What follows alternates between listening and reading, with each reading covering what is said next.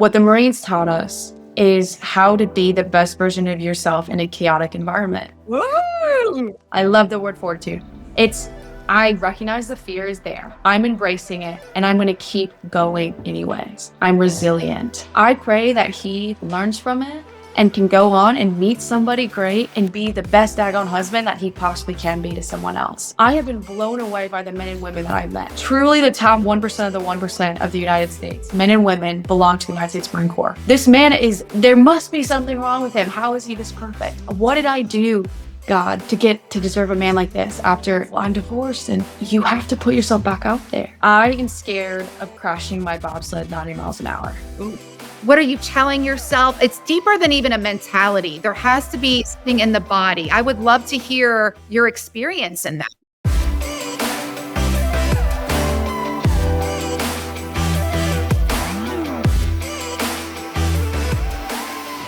Hey there, welcome back to Raj with Kate Eckman. I'm here today with a U.S. Marine, and immediately mine goes to, okay, my guest is a guy. But it's so fun and thrilling for me to talk to a female Marine and how she even got the desire to take this very grueling, disciplined, hardcore path. So right off the bat, we know we're going to get a lot of inspiration today.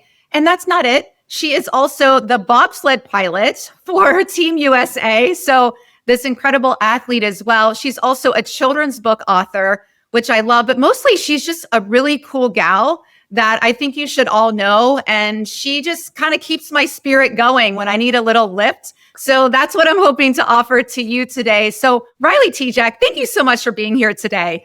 Oh, thank you for the kind introduction. I'm so excited to speak to you. Today it's going to be really fun. It's so fun. And you know, the trailer of my show, the first thing I say is, what's something you don't normally talk about? And I love that you brought up a very personal issue and we dove right in. And I didn't even intend to start there because it's what do most people start with? It's where we're experts, why they should listen to us. Well, I'm a Marine. Could be Olympian in a few months. I'm the first female ever Marine to be an Olympian, by the way. You're competing to be that. You've done all of these things, but I think sometimes what's most interesting about us and most inspiring are the trials and tribulations we go through. And as you know, when you do a podcast circuit, you promote a book, it's all about our titles and our success. And a lot of people don't want to really go there with a failed marriage or a mistake that cost them millions, or maybe somebody they loved passed away or they had a near-death experience. But you just dove right in and spoke very candidly about something that you've gone through. So can you share what's something you don't normally talk about in the hopes that everyone listening will start talking about things they don't normally talk about? Yeah. And I think right off the bat, why we don't talk about certain things, we don't want it to be associated with things that make us feel anything but good. We're humans that look for comfort, and there's comfort in things that are positive and make us smile. And we kind of want to shy away, especially in the limelight, the things, those dark skeletons in the closet. We don't want to talk about that one time, that bad time, that big mistake, that, aeon across our forehead that we know, but do other people see? And I think the more I've realized in conversation, sometimes you have to start there to even make yourself feel like you're relatable. Not very many people can relate to being a Marine, a bobsledder, and author. In fact, I don't know if there's another one other than me. Maybe I'm wrong. Maybe someone's up in the pipeline. But if you're listening to this, you're like, well, how could I possibly relate to someone like this? What we can all relate to is failure, disappointment, and falling short in some mark. Oof. Everyone can relate to that. And as you're listening to this, something's going through your mind, and it's that skeleton, it's that something you don't want to talk about. And for me, I don't love it being headlined, Riley Tejcek, divorce. That's not something that I want to scream and I'm excited to share with people. It's not in my Instagram bio, and it's not something that I oftentimes are asked about because I think people shy away from it because it is uncomfortable. They don't know what response is going to come out of me. They don't want to quote unquote expose me when we want to focus on the good things. But what I will say is it's the failures that set us up for the success.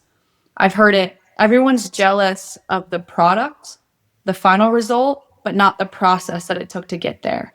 People would trade places with that, but they wouldn't go through what it took you to get there.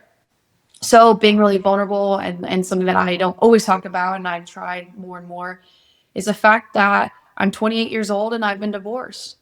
And that is really tough. And a lot of times I'm like, that would never happen to me. I'm a strong Christian. I love the Lord. I married a man that I loved with my whole heart, right? Like I did the checks, I did the balances. I made sure I was calculated, right? Like I gave everything to this. How could something that I loved so much fail? And what does that mean for me? Does that mean I'm a failure? Does that mean I'm not enough? Does that mean I was the one who got it wrong?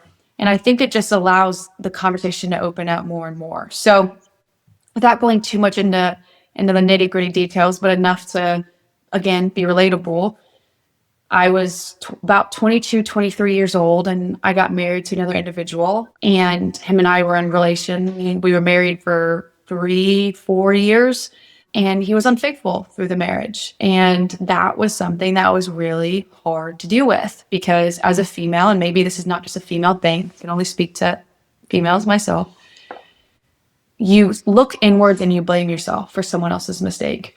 You look inward and you beat yourself up over it. You look inward and you start tearing yourself down. So I'm going to get really real in depth with what happened when I found out. I found out my spouse had been unfaithful, and initially my instinct was to protect him. I felt like a very motherly-like role. Again, no children, but that's just something we want to do as a woman. And I did, because I love him and I care for him. But then I started blaming myself. Like, well, I'm not pretty enough. Well, I wasn't there enough. I didn't do enough. I wasn't a good enough wife. And I really felt like this concept of I am not enough just plastered through my brain. And that all of a sudden, I started saying things out loud and I started believing it. And this is a really big power that we have of humans, of when you vocalize things, it can be really positive. Hey, these are my goals. These are my dreams I put into existence. But also, I'm saying these really mean things, and now I'm starting to believe them. And a big thing for me was I'm not enough. I'm not pretty enough. So honestly, and I hate even sharing with this, but I feel like I have to. I went in straight away. I got a hair appointment. I got my first spray tan. I got my nails done. I did all this stuff because I was so broken on the inside. Then I felt like, one, I could mask it with my parents on the outside. And two, if I made a change, if I did something different, then I would feel beautiful. And how could it possibly have been my fault? Wow. Something as women, I think a lot of us deal with. We try to take whatever control back that was taken away from us, and we try to use it in a way that we think makes sense, but really spirals us down worse and worse and worse and worse. Because then what happens? Your appearance on the outside looks different, but your appearance on the inside doesn't. Your heart posture is still broken. You are still grieving. You are still mourning. You are still torn up. It doesn't matter what you do on the outside. The inside's still struggling. And I went through a dark time, a time where I'm not proud of the woman that I was, the person that I was, how I talked to myself, how I viewed myself, my snippiness towards others. I had this amazing foundation in Christ, and praise the Lord, because I maintained that foundation, but I was mad at God. I was mad at people. I was mad at my friends that were in good relationships, that their man loved them. I'm like, how do you have that and I didn't? What did I do so wrong? And again, I just looked it all inward. And I attacked myself. Me, this woman that's out here that's like majorly successful, but oh, by the way, during this time, I'm competing in world championships. I'm on a world stage. I'm expected to like keep a top level performance. People in the military have no idea what's going on with me, and I have to put on a good face. I was battling so much for so long that it's not something that I talked about. It's not something until I recently realized I think there is a lot of women, potentially men, I can't speak for men, but who go through something like that. And I have learned so much, what not to do, what to do, where to go, what makes it worse, what makes it better. And ultimately, my one piece of advice, which I know wasn't your question, but I'm going to say it anyways, to anyone, man, woman, whatever, who's going through a hard time, let me tell you what I've learned not to do. Don't try to suppress your feelings with other things. There's no trip. There's no alcohol. There's no other person. There's no family member. There's no friend that is going to come in and replace what you are feeling. What you are feeling takes time, takes healing, and takes realness. That's actually when you need to eliminate majority of those distractions and really focus on healing. It takes time. It takes vulnerability. You're going to be mad. You're going to be sad. You're going to cry. It's going to get uncomfortable. Journal, communicate, But don't try to replace that feeling with something else, because all you're doing is prolonging the timeline of that healing process. You're moving it further and further and further away the more you try to put it, like fill it with other things. If you haven't been broken, I hate to be the bearer of bad news, but it's coming. And at some point in everyone's life, you're going to feel it, whether it's a divorce, a loss of a loved one. And it's something we don't talk about, but it's something that people need to know that they can relate on. Because if there's anyone who's listening to this, that is in the middle of a divorce or anything along those lines, please reach out to me, because I'm one of those resources, someone that can help pray over you, someone to lead you in the right direction, but ultimately someone that's going to listen and can be understanding and empathetic, because most people may look at me and assume that everything's been given to me. I'm lucky. Yeah. And it doesn't mean that it didn't come at a price. And it doesn't mean that hardship was immune, and trials and tribulations, because I'm a Christian, because I'm a Marine and I'm big and tough, hasn't broke me and taken a big chunk of my life, my livelihood away from me at some point. Yeah, you make it look easy, so people think it is easy. And first of all, I'm so sorry you experienced that. As you're talking, though, it reminds me of being in Pilates class years ago, and it was during COVID, and I was at a new studio with my mask on, and this gal who I had known for 5 minutes said, blah, blah, blah, I'm getting a divorce. And Riley, without even thinking, just out of my mouth, I went, oh my gosh, congratulations. Like, she told me she was getting married or had a kid. And then I said, oh my gosh, I'm so sorry. And she laughed and she said, thank you for that levity. And she said, no, that's correct. Because my thing is, if you're at that point, then it's a good thing that you're parting ways. And yours is such a betrayal. And I think when something like that happens, we do blame ourselves. We think, and then as women, it's like, well, it must be because of what I look like, or I'm not good enough in some way. And we take on their shame. And you were so young, and you're still so young, but you were so young when it happened, where you may not have all the tools. And so we do blame ourselves, but to then just be able to speak about it. And you're also really speaking to, everyone is just so obsessed with our titles and our accolades and our awards, and you have them all in spades, that they don't even consider that you may be suffering or struggling behind the scenes. And so then we don't extend that compassion or empathy. It's more of like, I don't have to worry about Riley, or she's a rock star, or gosh, she even makes me feel bad about myself because she's done so much. And so that's why I think it's so important that we share our truth and we share our story. And as you're talking as well, I appreciate you being a spokesperson for feelings, which I am as well, because I even notice I'll be walking around anywhere in the world, but we'll say Los Angeles, and I feel like everybody is drinking and smoking and vaping and using drugs and porn and all these things that are so prevalent in our society. And it's all just, I was even just around friends of friends, and they were just smoking nonstop. And I didn't, but I wanted to say, hey, what do you not want to feel? And like, let's feel it. Because at some point it's going to come out with a vengeance. And I know it's scary and I know it's uncomfortable, but that's where the juice is. It is. And that's what we want to run to. We want to numb it. We don't want to feel it. We want to be taken somewhere. And that's oftentimes a defense mechanism. That's your brain and body actually protecting you, but you're taking it a step further, too far. Because when you're drowning yourself in other things, the bottle, drugs, friendship, like things that aren't always bad, you're prolonging your healing. You're preventing yourself from feeling that. Only reason why I know it is I've done it. Like, I tried those things. Like, I literally did, because I did not want to deal with it. I did not want to confront it. I did not want to believe it. I felt like a badgering. And if I worked hard enough, if I kept myself busy, that's a big one. If I just kept myself busy, if I never stopped, my brain wouldn't process and think about it until you hit a point where you think about it and you break and explode, because you've been holding on to something for so long. I love working out. I love weightlifting. If I say, hey, Kate, here's a 5-pound dumbbell, hold it in front of you like this. You may have no problem for the first 30 seconds, minute and a half, right? It's only 5 pounds. You start doing that 5 minutes, 10 minutes, an hour. That 5-pound dumbbell is going to feel like 1,000 pounds. That's what you're doing when you're holding on to these things and you're not confronting it. You're holding it. It doesn't feel that heavy at the moment. But as more time goes on, you're carrying that everywhere you're going. You are not being true to yourself, because you're putting on a mask of something that's not even existent. Or you're portraying something to other people that's not truthful. And again, I'm not staying your feelings, but I'm someone who feel it so you can move on. Yeah. Feel it and progress. right? Don't feel it and get stuck there, because you have two options. Something bad happens, you take it, you feel, then you stay there or let it knock you down. Or you're like, I'm going to use this to learn and I'm going to keep going anyways. And that's the part of the story that I love sharing now. At the time, I didn't feel it. I didn't know if it would ever come. And I truly now have met somebody, my fiance, Danny, who is the most amazing man I've ever met in my entire life. I cry sometimes, and I'm not an emotional person. I cry and I'm like, what did I do to deserve this man? Oh. I don't deserve this man. This man there must be something wrong with him. How is he this perfect? What did I do, God, to deserve a man like this after, I'm divorced? And you have to put yourself back out there. That's the closing of that story for anybody. There is joy on the other side. It doesn't mean it's happiness, it's joy. You choose joy. You choose to put your hope in something because you know what good looks like and you know that it can be out there.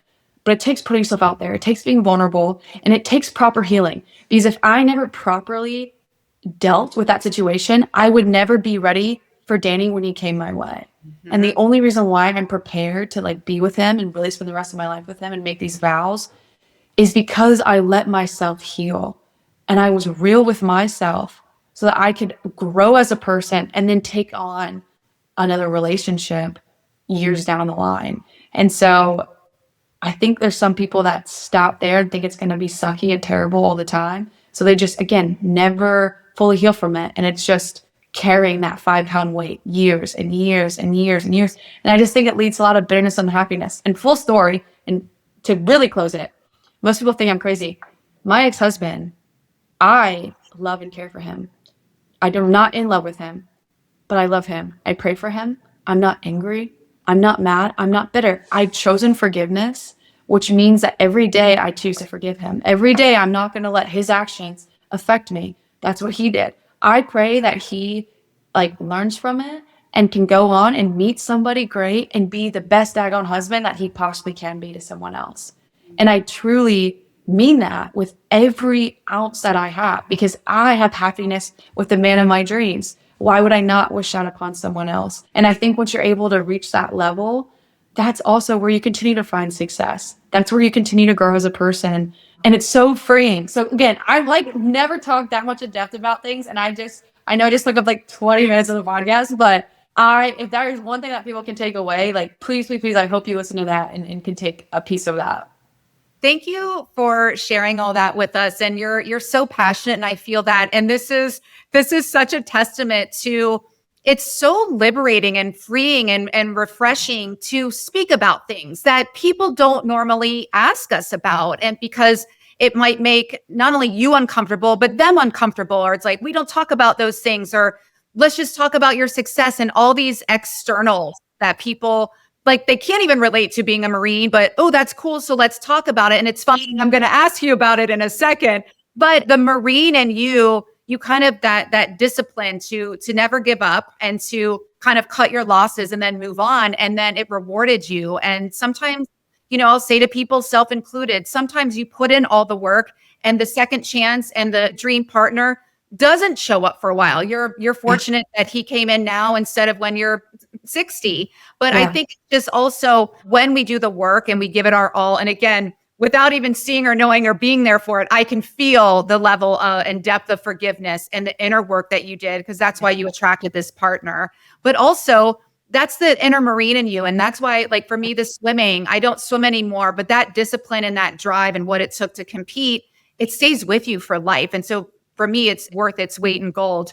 But again, when I think of the Marines, and I've heard some gnarly behind the scenes stories about what you all endure and go through in training, and I bow down to you, and I'm a little scared for you and of you with that. But how do you go about your life as this beautiful woman and have from where does this desire to become a Marine come from? Yeah, I love talking about this. As a woman growing up in Indiana, there was no military bases around. And the military was really far removed from where I was, right? Yes, we have 4th of July, and the Midwest is very patriotic and a lot of American flags, all that kind of stuff. But I never saw people in the military. So a huge part of my story was I never saw it, so I didn't think I could be it. I didn't think it was possible to be a Marine. let alone in the military, but even the Marine Corps. I was like, the Marine Corps is men. Like, that's just what's ingrained in my head. And so many people that I talk to, like, you think of Marine, you think of mad, screaming, yelling, disciplined, fit male. Whatever that looks like in your head, that's probably somewhere close to that. And to me, that was a huge part of my story. I went to college on a softball scholarship to George Washington University. My goal and was to get a great education on studying political science and Russian and history. And I was like, okay, I want to use this and make an impact. I want to help the world. And the best way I thought to do so was to be in the FBI or CIA, because it just sounds cool. Like, I'm going to call it what it is. Like, how many spy movies do people watch and they're like, I want to do that? Like, that was just me. I don't know. I didn't know what I was doing. And I met a Marine recruiter when I was 18 years old. I was in my softball clothes and he just started having a conversation with me. And it was then that the Lord put on my heart, oh my goodness, I think this is what I want to do. I think I'm called to the Marine Corps. And then what really drew me in was when he was talking about being a servant leader, when he was talking about you're going to live to serve other people, when he was talking about you're going to work out for the rest of your life. Like, you don't have to sit behind a desk all the time. Like, you can not only sit behind a desk at times, but you're also going to learn how to shoot a weapon, and you're going to travel, and you're going to hike, and you're going to work out. And working out is a part of your job requirement. So I'm like, wait a minute, I'm going to be an athlete forever? Like, I'm going to go from being a college athlete to a tactical athlete? Okay. And then he's like, and you're going to live and travel in some of the coolest places in the world. The Marines are always stationed by water, so you're going to be by some kind of ocean. I'm here in beautiful, sunny California, in San Diego, working. Like, life is nice. But ultimately, it was a challenge for myself. It was a challenge that scared me at the time. It was a challenge where I looked at it and I was like, I'm a Division I athlete starting as a freshman. You know, at the time I had 3.8 GPA, like, was crushing it. And someone came to me with a challenge that honestly put some fear into me. And I'm like, yep, I want to see this through. So I went to officer candidate school. I was 19. I was one of the youngest in this first round range, and I knew nothing. I showed up with my hair down. For anyone who knows anything of the military, I got screamed at, yelled at. I didn't know the difference between a colonel and a PFC. I knew nothing. I showed up and was just like, let's do it. And I went from being a civilian and having that transition of what it feels like to earning the title of Marine over my course of my training. And I loved it. I loved leading people. I loved bringing the energy and working out and training, but mentally challenging myself to my breaking point. Like, here's where my limit is. I don't know if I can do this. And then you do it. And you're like, okay, if I do that, then I can do this. And then it elevates and it raises. And all of a sudden, I had never shot a weapon in my entire life. And I'm able to be proficient on a weapon system. Again, I'm coachable. I'm learning. I can do this. Or shoot, I get to the fleet and I'm leading men that have never been led by a woman before. I'm like, okay, this is a new challenge. And every single day that I've been in the Marine Corps for the past over 6 years, my deployment to Iraq, my 3 duty stations, all the jobs that I've had, the Marines I've met all over, I have been blown away by the men and women that I've met. Truly the top 1% of the 1% of the United States, men and women, belong to the United States Marine Corps. And I am blessed and honored to learn from them every day, to try to make a positive impact on them, but to live a life that I know that is full of purpose, that is full of impact, and that's full of pride for my country and what I can do for them in serving. And I look at that now and I thank the Lord for that day when I met that Marine recruiter. And now, full picture, I'm in a recruiting job right now where my goal and what they are asking of me is to go out and recruit the next best officers and make some more people and bring some more people to the Marine team. So it's a full circle blessing. It does not mean that it's been easy. Oh my goodness. Again, I've failed a lot, but I've learned a lot and I've grown a lot. And I'm really proud of the transformation and where I am in now. And I'm looking forward and really excited for the continued lessons and unfortunately the continued failure that's probably going to come with it to continue to be the best Marine that I can for my Marines because they deserve it. Wow. Congratulations on taking this, for me, a huge risk, because thinking about one day of training in the Marine Corps scares me to death. And I'm a tough gal and I'm an athlete too, but them screaming at you or like the hair or doing something wrong, because again, without knowing many details, and I think none of us really know details and for a reason, but I just know that it's intense, it's hardcore. You're one of the few women in there. How are you so fearless and not shaking in your boots to even just take on not even one day, but all of the training and then go on and serve our country overseas? I'm terrified for you just thinking about it. So I tell people this: fear is still there. There's no lack of fear. That exists. It's what I do with it. And I love the word fortitude. I love the word fortitude. I recognize the fear is there. I'm embracing it, and I'm going to keep going anyways. I'm resilient. So when I went to Iraq, I was scared. I wrote a will. I was scared. I said bye to my family. Am I going to see them again? Normal human feelings. You'd be lying if you say you didn't have them. Scary. I go down a bobsled track 90 miles an hour. I'm scared I could crash. Sometimes I do. Majority of the time I don't. Like, that is there. It's what do you do with that fear? And it's fortitude. I accept the fear. I acknowledge it. It is there. I speak on it. I do what I need to do, but I'm going to keep pressing and moving forward because I'm not going to let that fear stop me from achieving what I know I can do. And that's what greatness is. Greatness is pushing past that fear to get to that fortitude lane and falling and failing if you do. But if not, in my true, honest opinion, I tell you this, Kate, another little wisdom. It's not failure if you learn from it. In my opinion, failure is never getting off the daggone couch and going to go do it anyways. Because at least if I'm trying, I have a chance. And for me, that's something I sucked on. And then Joshua 1:9 is my absolute favorite Bible verse. And this is something I literally, when I am scared, I repeat over and over and over again. And it's Joshua 1:9. It says, do not be fearful or anxious. Be bold and courageous, for the Lord your God is with you wherever you go. And it is said so many times, do not be afraid. Do not be scared. Be bold, be courageous. And I live by those words. Be bold, be courageous. I'm not going to let fear prevent me. If I do, I'm missing out on my potential. And so, again, fear exists. There is no absence of fear. It's how you take that fear, internalize it, and what do you do with it? And I guarantee you, if you interview the top 1% of the most successful people, I read this, it's not certain characteristics that you might think that makes them successful. It's not their looks. It's not their determination. It's not their study habits. It's not their IQ. It's their resiliency and grit. And it's their ability to push on past what most people are willing to do when they interact with failure.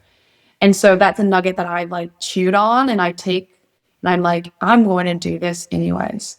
And I'm going to take this opportunity that scares me because in that I will become resilient, find growth, learn more about myself.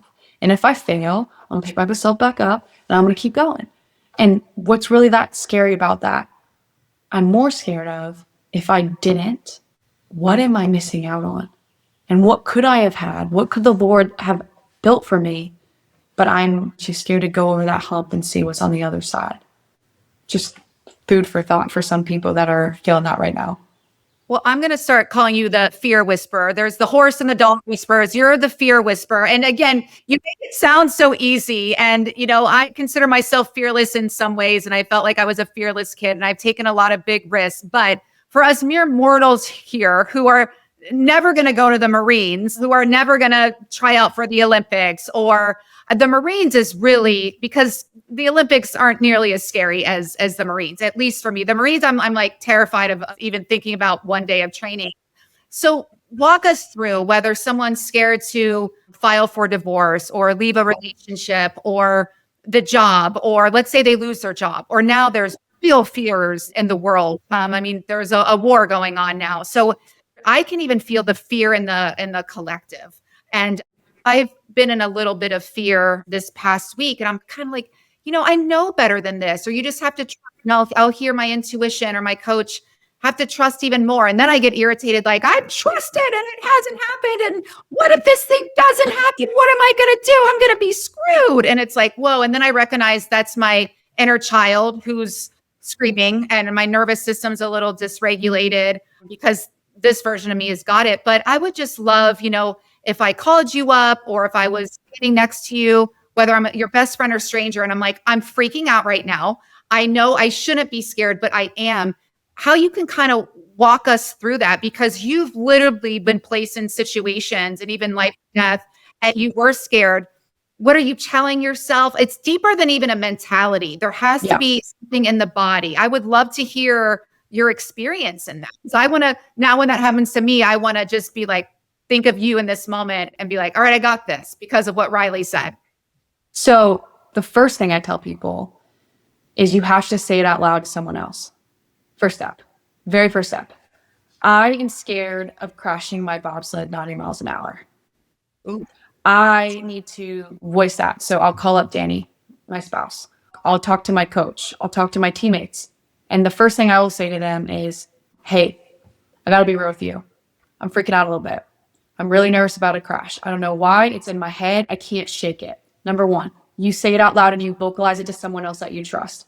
The second you do, there's something about that fear that your mind internalizes and has literally like chains and gripping you, breaks a little bit.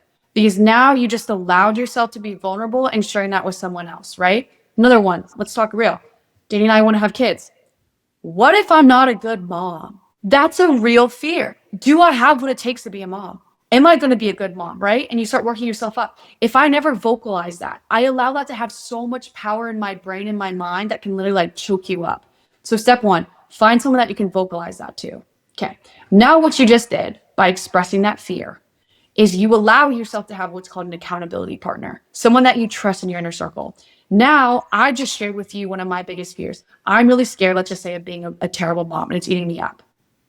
Now, you're my accountability partner. You now know that. There's a level of trust that I'm having with you. One, I can kind of take a deep breath because I just stated it. And now I'm talking to someone else who's like, Riley, insert number two, your trusted, closest tribe, your circle, your people, who remind you of who you are. Riley, you're an incredible person. You're determined. You speak so well to people. You're really thoughtful. You wrote a children's book. You know how to talk to kids.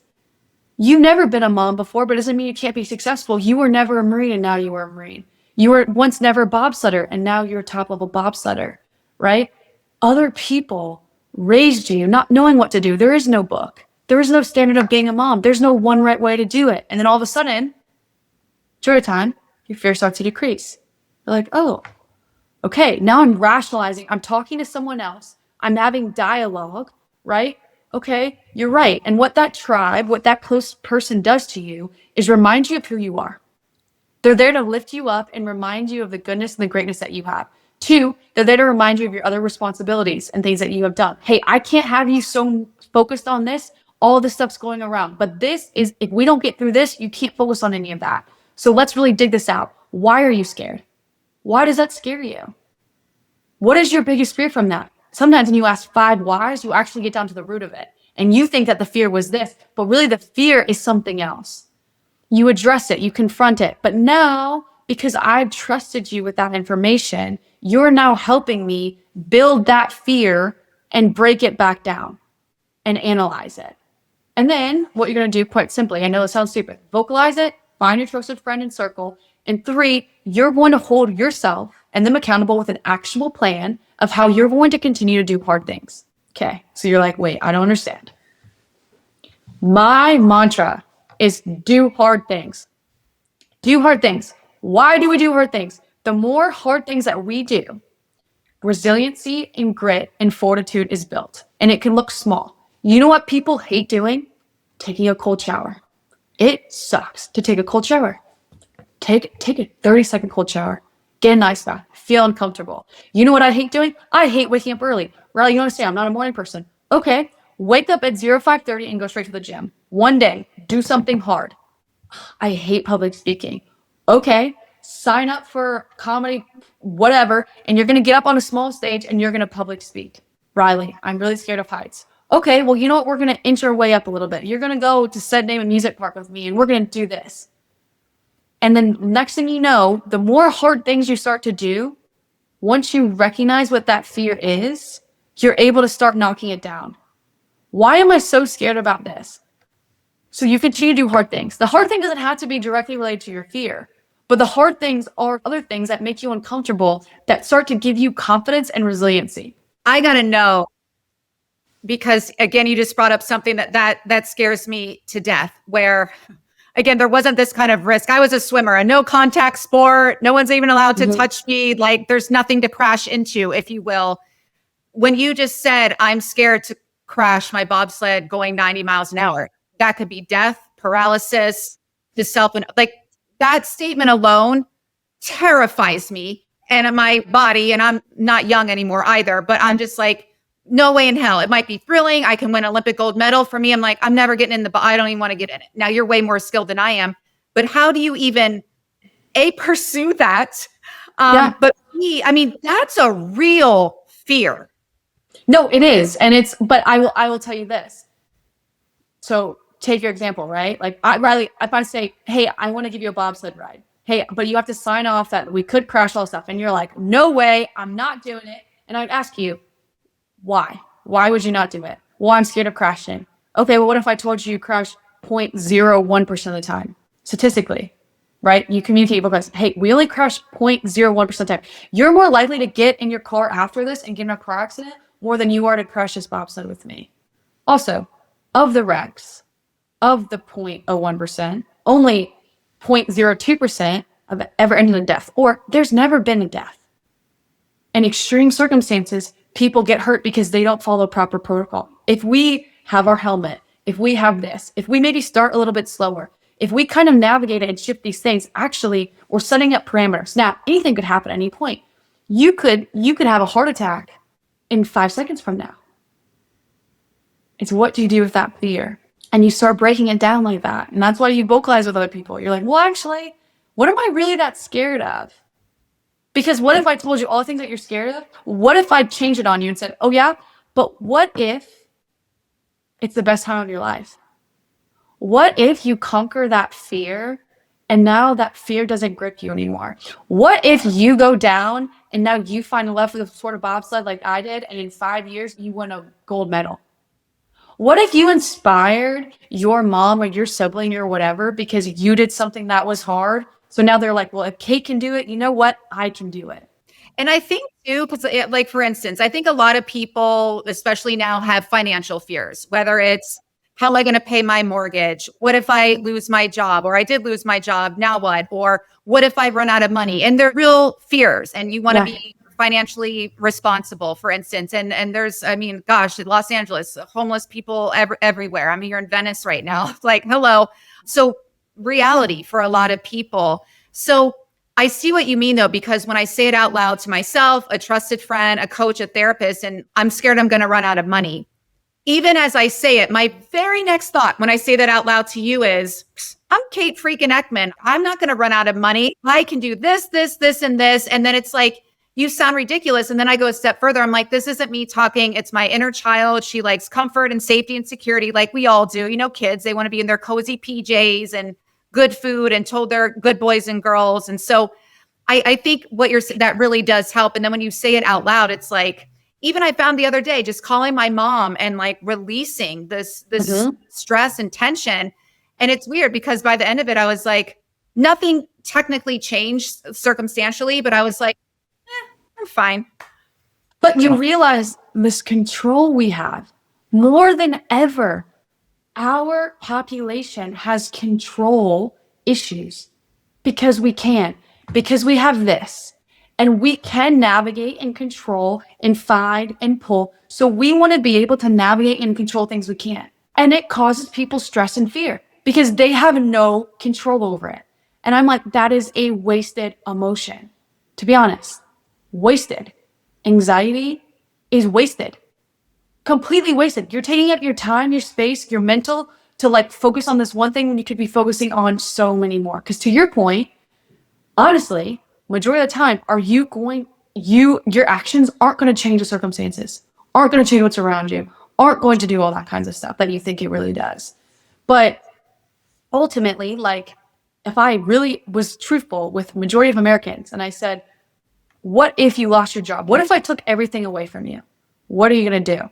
Answer that. Like if I'm like, hey, Kate, I just took your by the time talking to me, your credit card, they're emptied, your house, it's gone, burned in the LA fire. You have nothing.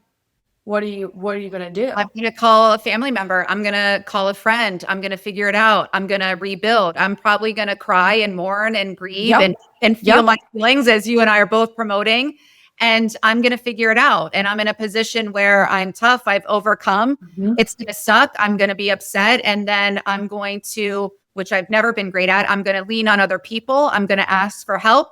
I'm going to, put something on social media like I did during the LA fires, where 30 people, some of whom I hadn't spoken to in years, said, you can come stay with me. And so I think that's a beautiful thing too, is maybe even in that fear or tragedy, you're like, wow, I have more true friends than I even thought of. Or we show up for each other, GoFundMe, donations. You might say, hey, I've got a guest house, come stay here for 3 months or whatever. And in that 3 months, it may suck because I'm in a transitional period right now myself. But then I keep asking myself, and God, Spirit, Universe, what is this time about? Or what is this perceived delay about? Or what should I be learning right now? What do you like? I thought I already learned this lesson. And for me, just sitting and really listening. And to your point, the Marines, I don't have to fight the Marines. But for me, even living where I'm living now, it's very uncomfortable for me. Even right now, I'm hearing noises and I'm trying to record, but I'm like, you have to keep working. You have to keep creating. And my team, hi team, I love you. You can mute me while Riley's talking and edit out the sounds. It's rawish. You gotta still work, even if it's not perfect, ideal conditions. And I think that's a huge takeaway in this moment, Riley, is these conditions. It's literally teaching me. So that's my Marine level training of, I don't know why I knew this, but now I'm feeling it. I'm living it. You got to get better at dealing with imperfect conditions, and you don't have to always look perfect or sound perfect, and the lighting and the tech. And we all want to be professional. And even when you showed up here, you're like, I just got back from work. I'm showing up, and it's like perfect. You're in your USA, your bobsled gear. It's like whatever, but I think it's showing up and letting things not be perfect. And then when I am in my dream home, I can tell you from this experience alone, I'm going to appreciate it that much more. And in the meantime, there are worse places to be in the world right now than Venice, California. And it's just, even I just bought a gratitude candle, and it's just even the small things, even this, where I feel like, oh, I can't record here because of these less than desirable conditions. But here we are. And this is my favorite thing to do, is do these conversations with incredible people like you. And so, perfect hair, wardrobe, lighting, tech, silence. It's just the fact too that I'm like, I want silence. The world is noisy and chaotic and distracting as hell. Wanting silence and peace, that's an inside job. It's internal, because it's easy to feel peace when we're on our retreat in the mountains with the fresh air and nature. It's another thing to experience peace in Venice Beach with the chaos, or on the New York City subway. So I think it's just those lessons. And then even as I'm talking, I feel silly, and it's never good to compare, but I'm like, I sound so silly that this is uncomfortable for me versus people serving our country and fighting wars, or like what you've done in the Marines. And so I never want to belittle my or anybody else's circumstances, but I think perspective is also a beautiful thing. Again, I love that you're saying these things, because I couldn't agree with it more. What the Marines taught us is how to be the best version of yourself in a chaotic environment. Woo! To operate in war. And war is scary and full of unknowns. And that's a part of our war fighting. That's a part of our doctrine. That's a part of what the Marine Corps teaches you, is get comfortable with the uncomfortable and perform in the uncomfortable. We're going to take away your phone. We're going to take away your family. We're going to take your sleep, your eating. We are going to get you at your worst and expect you to perform your best. And Ooh! Who are you then? Ooh! Very similar to what sports does to you, right? And all this stuff. And so again, can you control whether or not there's a baby next door screaming, crying, yelling? No. Could you control if it was dead silent? No. You can't control that. So get over it. Like, respectfully, like, you can't do anything about that. You can't do anything about your circumstance, no matter what. Like, you're currently in the middle of a transition. I just moved. I can't do anything with that, but I'm going to make the best out of my situation, and I'm going to show up 100%. And I'm going to give whatever 100% of that I have. If I'm functioning at 80%, I'm going to give 100% of the 80%.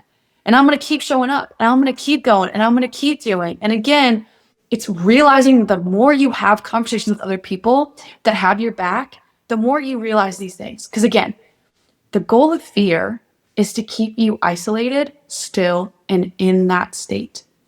That's what it wants. Do not let it. So whatever it takes to get out of that, do it. And for me, that's what worked. Vocalizing it to someone else, having someone in my tribe remind me of the things that it was, coming up with a plan by doing hard things and going forward and putting myself out there regardless and holding myself accountable for it. It seems so simple and complex, yet it's the easiest thing you could possibly ever do. But it right now more than ever, we're a society that is fearful, that is operating in the unknown because we can't control factors, and it is breaking people and causing anxiety and fear and turning us into a version of ourselves that's not setting us up for success. So get real, get uncomfortable with the uncomfortable, because it's not going to change. It's not going to get any better. And the more you do that, though, like you said, the better you are for it. Kate is now resilient. If you can do it in those conditions, I can do it when it's good, because I know I can do it when it's bad. That's a huge takeaway for me. In the worst of circumstances, in the chaos, who are you? And again, this is first world problems. Like for me, I'm living in a space, it's the summer and there's no AC, for instance. And I am the ice queen. I sleep with it like 64 degrees for the optimal sleep. And I get so hot and I want to be freezing when I get into bed. And so when I get into bed hot, for instance, and it's like, oh God, again, first world problems. Like you're like sleeping out in the desert, like saving our country. So thank you. But I like to be the test dummy for people and bring up an example, and that's a silly example. But, in the worst of circumstances, who are we? So then that is the training. That's the Marine best of the best training, if you will. So then when you get to the ideal situation, when I am in my air conditioned, multi-million-dollar studio hosting Raj in front of this huge audience, and I have this incredible team, it's going to feel just so easy. And I'm going to appreciate it that much more because I'm in less than favorable conditions right now. And there's so many distractions, but thank you for being so interesting and amazing, because I'm just so narrowed in on you and being present with our conversation, despite the fact that there's a million noises going on around me. Yeah. Yeah. And again, it's just a reminder, and I'm so proud of you for that. And again, at the end of the day, it's perspective. Wow. You have to think about this. How do you know what happiness is? Because you've experienced sadness. You can appreciate happiness more because you've been sad. And it's just like things like this, right? Sometimes it takes that like balance to then look back and be like, oh my goodness, I'm so glad that happened. And so that's what I tell people. It's not that I'm afraid of failure. I don't want to fail. I don't want it. But if I'm going to pray for patience, I know my patience is going to get tested. If I think I'm going to have a big calling that I'm going to impact and speak on behalf of women, that means I'm going to have a story to tell. And that story probably doesn't mean I'm going to have trials, tribulations, and a lot of hardship. Yeah. But you're not alone. The hero's journey. Yeah. You're not alone. You are so loved beyond measure. It's getting past that fear that wants to keep you by yourself, and get out there and speak, talk, communicate. Don't let it hold weight. Don't be holding that 5 pound. Let it go. Loosen your grip. Share that with someone else. Allow that burden to decrease. And the result is incredible. What it'll do for your life. Truly, truly, truly. So yeah, no, this is good. I love this. No, I'm this so is glad with. Yeah. so fun. It's rare speaking to a female Marine, and so inspiring. And then you're the superstar athlete. And then I even just thinking of a Marine, right? Plenty of athletes, but a Marine writing a children's book. Tell me how that and why that was so important to you, especially when one of your fears is that you're not going to be a good mom. And here you're speaking and writing for children. I love that. Yeah. So let's talk about another stereotype of Marines. So we're dumb and we eat crowns, right? There's like the huge joke. People don't know. I don't know why, but I'm supposed to tell you, like, do you eat crowns? And then people are like, oh, you're a Marine, like you're dumb. So I joke because I say y'all, and my mom makes fun of me, or, I was really good in school, but English and grammar, like, never found enjoyable.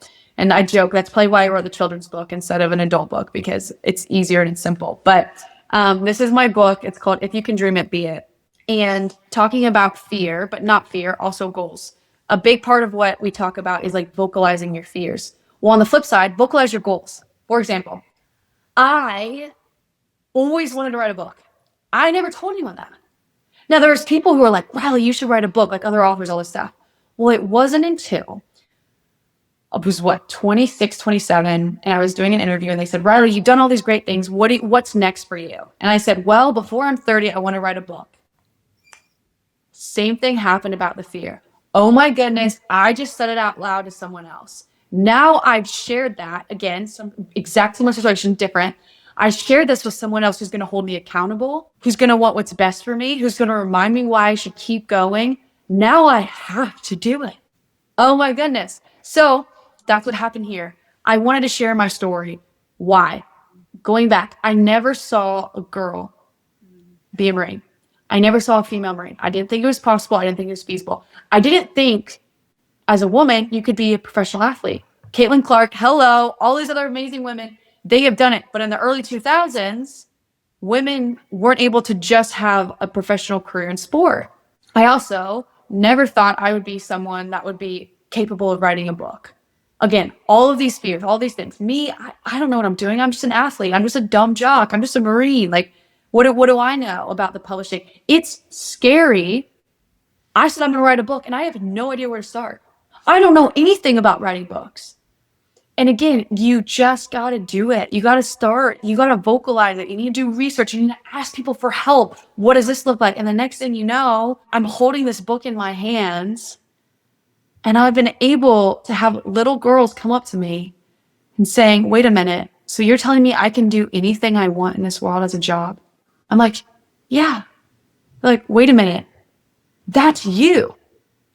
You do all these things. Yeah.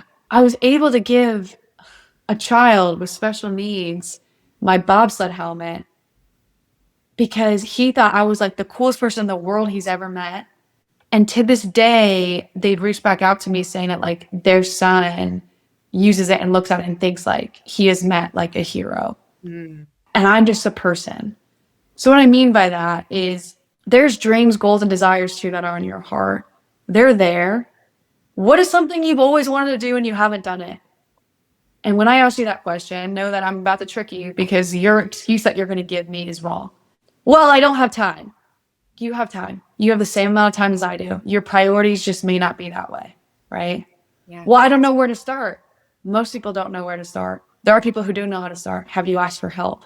Right? Like insert whatever excuse you're going to give me, and I can fire back right at you the reason why you can and why you should and why you're equipped. I believe that the Lord has placed desires on all of our hearts. There's certain things that make our heart just like skip a beat a little bit more. We talk about it when we're really passionate about something. For example, I've never had the desire to be a podcast host, but you are glowing right now when you talk and you get to speak and you're doing your podcast. Like that is a goal, a dream, desire that was put on your heart. But Kate day one had to start somewhere. Hey, I want to make this podcast. Okay, how are you going to do it? And you did it. I don't have that desire, so I'm not going to do it. You don't have a desire to be a bobsled pilot. We all don't have the same desires, but we have desires. And I noticed, again, because of fear, people aren't using their desires and working towards them. And so my biggest thing that I just want to, again, share and spread to as many people as I can is your gifts and desires that are on your heart are meant for you, but have the ability to touch millions. Your trait, your personality, your skill, your craft has the ability to truly change the world and make an impact. And if not, what if it can change one person's life? Yeah. What if it can have that positive an impact that someone's life is forever changed because of what you did? Is it not worth it? So chase that dream, chase that desire. I cannot promise you it's going to happen. I have failed more times than not. But sometimes, every once in a while, if you try enough, you put yourself out there enough, you're going to succeed at some point. And this is what success looks like. You don't see, this is a one success. You don't see the 10, 100 things I failed at. But at some point, you're going to get it right. And you're going to get something you're proud of. And you could get something that can change the trajectory of someone's life. And it's worth it. And you know who's listening what that desire is. And I encourage you more than ever that today's the day to make that phone call to that friend. Share with them that dream and that desire. and you're going to put an actionable plan together on how you're going to start accomplishing it, because now there's no excuse. Now you've stated it. I'm holding you accountable. You know exactly who you are, and there's no better time than now. Yeah, and this is your sign, whether you needed one or not, to do that thing. Maybe it's the hobby, or maybe it's the exercise program, or there's so many people who always say to me like, "Oh, really want to write a book," and I never told anybody I wanted to write a book. I just, hired someone to help me put together a manuscript and sell it and write the book. And so I think there's so much to that too. And if there's one takeaway from things that you're saying right now, it's to be fearless. And that's not just you're born with it. It really is a practice of talking to people, of naming it, and really just walking through it. But I have to just ask too, just one more thing on the fear and overcoming that is, I'm sure there were maybe a time where you were having an off day. Maybe you were so sleep deprived or didn't eat properly, or you were really distracted by finding out about your ex-husband and the betrayal. How do you keep going in the face of these setbacks? Because we're all experiencing them. And I don't think it's in either one of us to give up or throw in the towel. But I think some people are just at their wits' end with some things right now. Or maybe someone is having a difficult time with their child, wants to give up or isn't performing or is rebelling. What is that within you that just you keep going even when things are really tough, or you tried to write the book 6 times and it didn't work out? You could have concluded, this isn't meant for me and I'll try something else.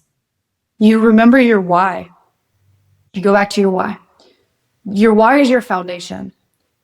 Your why is defined only by you. What is your purpose? What is your goal? What is your desire? So when all else fails, what is it that you hold on to?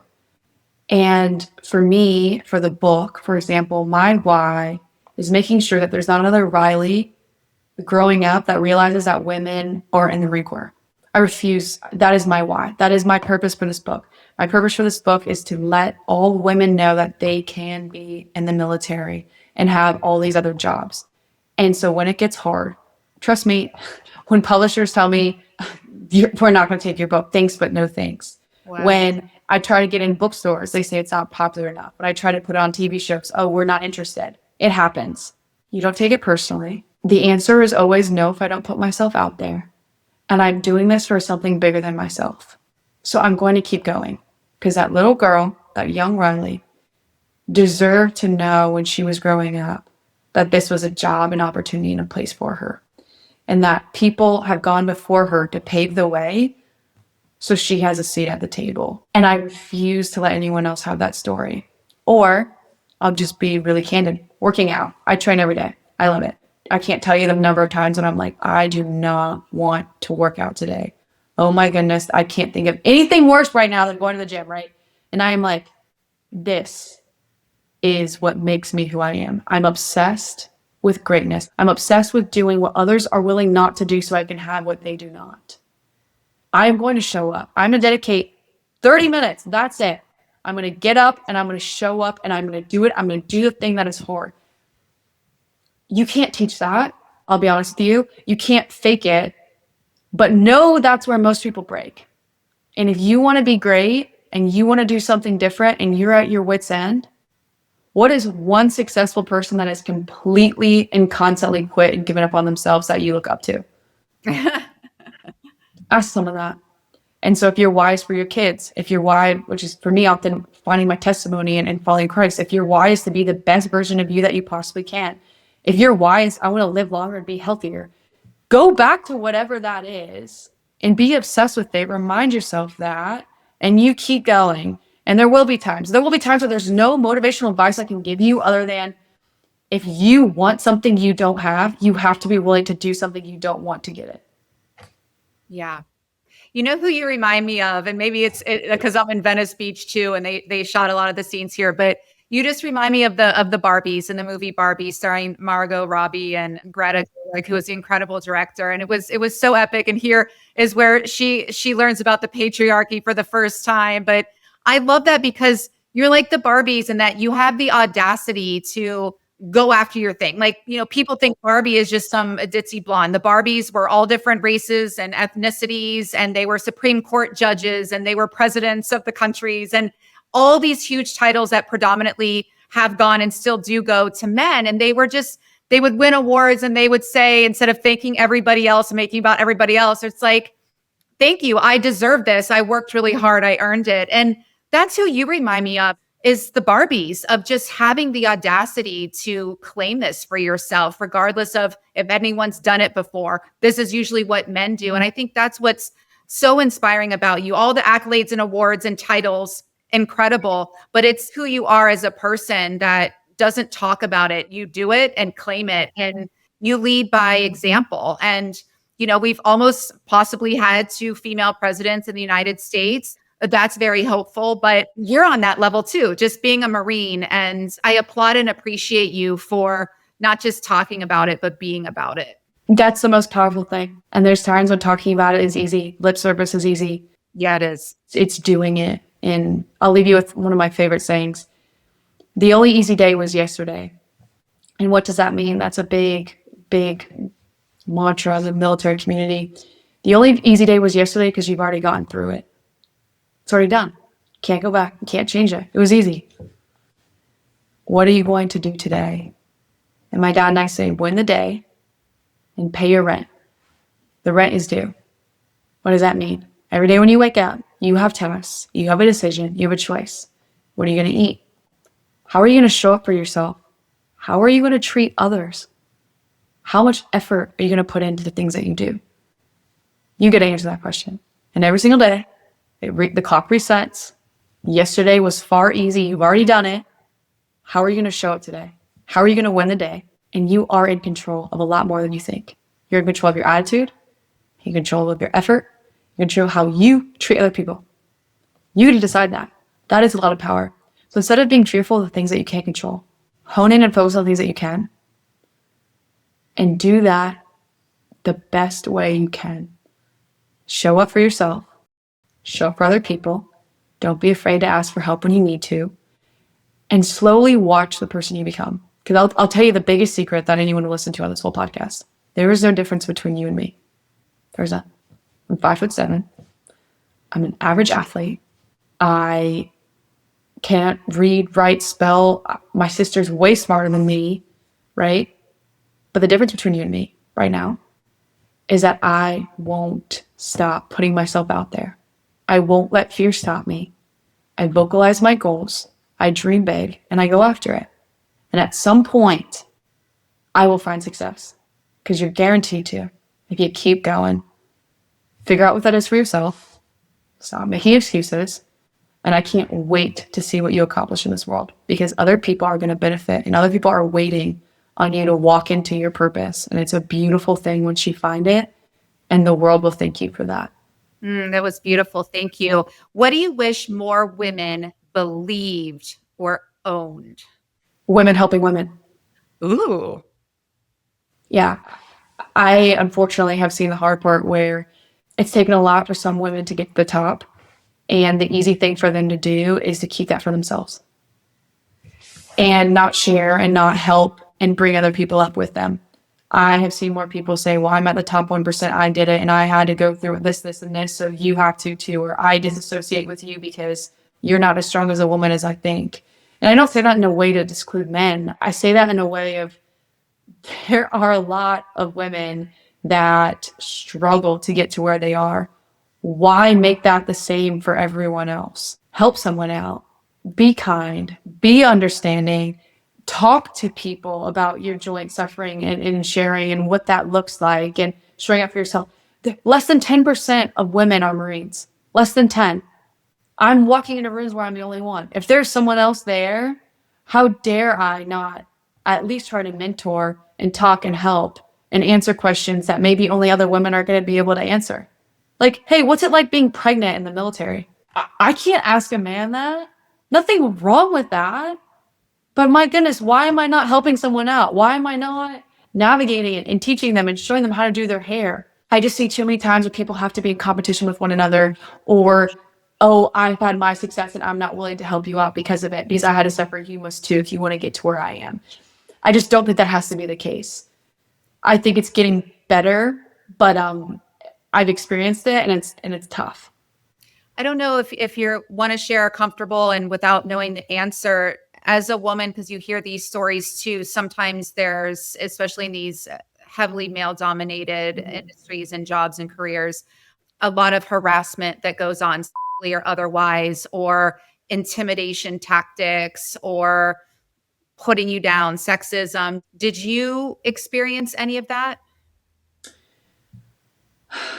Yeah, I didn't until the past 2 years.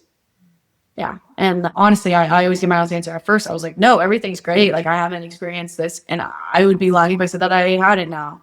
I have experienced harassment sexually and verbally, and it is tough. But I had people that surrounded me that helped me get through it. I had people in my tribe that I could talk to about it. And I'm not going to say, I understand why everything happens for a reason. But when bad things happen, you have a community to fall back onto that picks you back up and puts you right back and places you back to where you're supposed to be. And then my goal and job is to be that for other women. Hey, here's some things to like just be aware of. Here's some things that I didn't know. Here's some things I wish I would have known. And you can move on from that. But I just think a lot of people try to have this negative concern with the military and harassment. So before I even came in, I was told that I would be and assaulted if I joined the military as a woman. Like straight up, I had people tell me that to my face and on social media. If you join the military, you're tempting other men, da, da, da. And I'm like, why is that my fault if other people can't control themselves? Why is that my fault? Honestly. And I think it was a fear tactic. And I've heard other people say the same thing. And I'm like, no. Like the military has things in place, right? Like this is not a military problem. This is a people problem. It doesn't matter where you are. You can be men and women can be harassed and verbally harassed no matter what, wherever they go. Like it's not only located in one place. I've had people say comments to me walking down the street. Like it doesn't matter where you are, but it has been something that like you have to be able to talk about. And oftentimes you need allies and other women to be able to be like, hey, have you ever experienced something like this? Hey, this is what happened to me. How do I go about this? What does this mean? What do I do? And I've also had advocates of males. I've had the same conversation. So it's not just women, but in particular, like there are some women that can just maybe talk to you about it more. Hey, I've been through this, is what I did. But it's just being able to vocalize that, being vulnerable, and working to make sure that people can learn and it doesn't have to happen again to other people. Yeah. Thank you for sharing that. And I'm sorry that you've experienced that. And as a woman, sadly, I feel like almost all of us have, and why it's so important to talk about it, tell the truth about it, confide in one another, get help if that's something that we need, but not to suppress it, not to brush it under the rug, not to pretend like it doesn't bother us or it's okay, and to really speak up and out about it. So thank you. And that kind of brings me to my last question. When, I'll say if or when you have a daughter and you are a wonderful, stellar mother, what is something that you really want to instill in her from day one? I want her to know that it's okay to fail. And I see this in a lot of parents nowadays. I'm not saying it's helicopter parents. I think it's parents wanting to overly protect their children and not let them fail or go through hard things. I'll give a very raw example. My sister, unfortunately, was in a car accident this morning. She's fine. Everything's okay. But I'm on the phone with my mom, and I love my mom. And she's like, I wish this didn't happen. I wish I could take this away from her, right? I wish it happened to me instead of her. And I'm like, Mom, I love you, but like, she had to go through that. Praise God, she's okay, everything's fine, but she has to go through hard things. She has to experience it. You physically, as a mother, cannot protect her from all things. So that's a terrible example, but I'll give a different one. My sister's in law school. If my sister fails a test, she fails a test. Like, it is what it is, right? Like, as a mom, you can't prevent that, right? You can encourage them, you can send them coffee, you can do whatever, but you can't take that away from their child. And so something that I want to tell my child is like, it's okay to fail, and that's how you're going to grow and learn. I'm going to protect you, and I'm going to watch out for you, but I'm not going to take those failures away, because failing and learning as a kid, getting a grade back that you didn't study for and getting a C, you earned that. Yeah. And what I'm hearing too is we put so much pressure on ourselves, self included. I raised my hand and volunteer that, and I'm doing that to myself pretty heavily right now. So I'm acknowledging that and then taking actions to course correct there. And it's just because I care so much and I'm really passionate about these opportunities. And I'm a former perfectionist, and we're athletes. And so we're trained to, give 1,000%, and we have a spirit of excellence. But I love what you said. It's because there's so much shame around quote unquote failing or not being the best, whether it's in the classroom or on the field or then in the workplace. And then as women, what we look like. I feel like we're constantly shamed. We're shamed by advertisers and society. And I just love that you, of all the ways you could have answered and all the things that you said. And again, we were talking about fear so prevalently in this conversation that there is not this fear of failure, and even that it's a good thing, and it builds character and you learn so much from it. And I think if we all are raised in that sense, we can have more fun with it. I think we'll probably quote unquote fail a lot less because it's like we have permission to mess up. We have permission to get dirty. We have permission to suck and not be good and not have to be the best. And there's something about like you kind of become the best by that not being the goal at times. So because so many of us get to be the quote unquote best, we won the thing, we got the this, we got the that, and we're not happy. So that's not really a win, or we're only fulfilled for a few minutes and then it's on to the next thing. So that's been a huge takeaway for me in my life. I'm like, well, wait a minute. I did all the things they said I should do to be happy. I've achieved all the things that they said I still don't feel fulfilled. So what's up? I won gold this past season in January. I have worked 5 years to win gold in bobsled. And the moment felt incredible. My teammates, everyone was screaming. The other nations were with me, and it was like a beautiful moment. And it hasn't even been 6 months. Well, no, it's about 6 months. And I'm looking at it, and my medal is tucked away. I haven't even unpacked it yet. And it's ultimately worthless. The moment has passed. The celebration is gone. It's only worth the weight we put into it. So if you are chasing that thing, I will only be happy if. I'll be happy when. I will check yourself. It's not going to work out. My spouse is in England. I love him more than anything. I'm going to be so happy when you get here. If I'm not happy without you, I'm not going to be happy with you. My circumstance is not going to change based off of when I have something. It will flee. It will not fulfill you and give you the things that you want and that you truly desire. And that is one of the biggest takeaways that I have ever had. And I see it in people. There are times when there can only be the best, and the best is one. How many people are there in this freaking world? You're not going to be the best. There's always going to be someone bigger, faster, taller, stronger. Fill in the blank. That is just life. And the quicker you can realize that, but still utilize what you have and pursue greatness, the better you will be. But know this, there is such a false narrative that when I achieve this, when I'm a millionaire, when I have this house, when I have the kids, then it will be good. You will chase that next thing for the rest of your life forever until you die, and you will live a life full of unhappiness. It will never fulfill you the way you think. And that is the biggest, ultimate treasure find I can possibly give. And if you are chasing that one thing, redirect it, because it's not going to be what you think it is. Riley Tejcek, you are just my cheeks hurt from smiling. I feel like I'm glowing from a conversation, and you just feel like a sister. And I honor you, everything you have done and haven't done, everything you've achieved, everything you haven't achieved. It's all just a beautiful part of your journey. And to be at such a young age and so open with so much wisdom to share, it's just a testament to your character. And really that's what pulls us through is our character. All the other things are great, but that really shines through in this interview. And I applaud you. I applaud your fearlessness. And everybody be sure to go and check out our book. We'll put all of that information in the show notes. Thank you, my new sister. And thanks to all of you. We appreciate you being here.